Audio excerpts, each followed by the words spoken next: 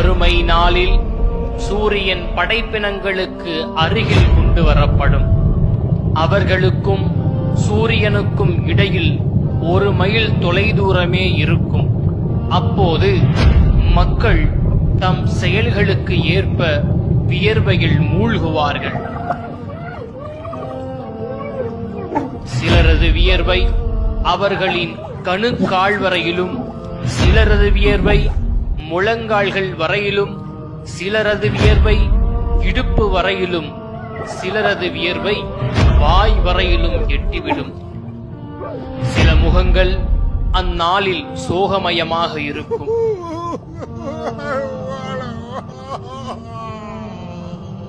தமக்கு பேராபத்து ஏற்பட போகிறது என்று அவை நினைக்கும்.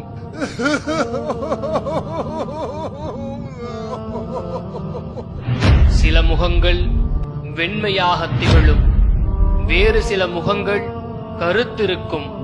அவரவர்கள் பாவத்தின் காரணமாக நிற்பவர்களின் நிலை இதோ. போதனையை புறக்கணித்தவர்களின் நிலை. எனது போதனையை புறக்கணிப்பவனுக்கு நெருக்கடியான வாழ்க்கை உண்டு. அவனை கியாமத் நாளில் குருடனாக எழுப்புவோம். என் இறைவா, நான் பார்வையுடையவனாகத்தான் இருந்தேன், ஏன் என்னை குருடனாக எழுப்பினாய் என்று அவன் கேட்பான். அப்படித்தான் நம்முடைய வசனங்கள் உன்னிடம் வந்தன. அதை நீ மறந்தவாறே இன்று மறக்கப்படுகிறாய் என்று அல்லாஹ் கூறுவான். கொலையாளிகளின் நிலை. இந்த உலகத்தில் கொல்லப்பட்டவர் மறுமை நாளில் தம்மை கொலை செய்தவனை அவனது முடியை பிடித்து இரத்தம் வடியும் நிலையில் இழுத்து வருவார்.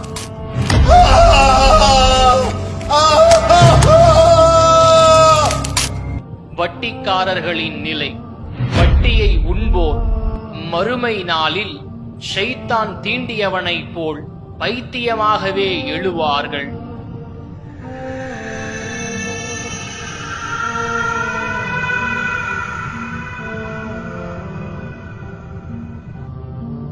மோசடி செய்பவர்களின் நிலை. மோசடி செய்தவர் மோசடி செய்த பொருளை கியாமத் நாளில் கொண்டு வருவார்.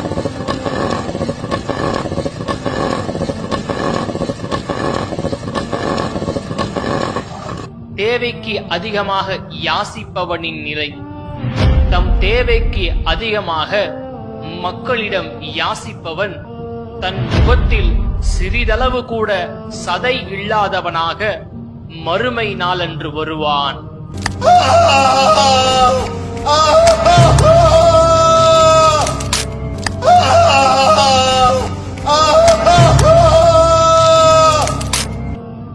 உயிரினங்களை பராமரிக்காதவர்களின் நிலை.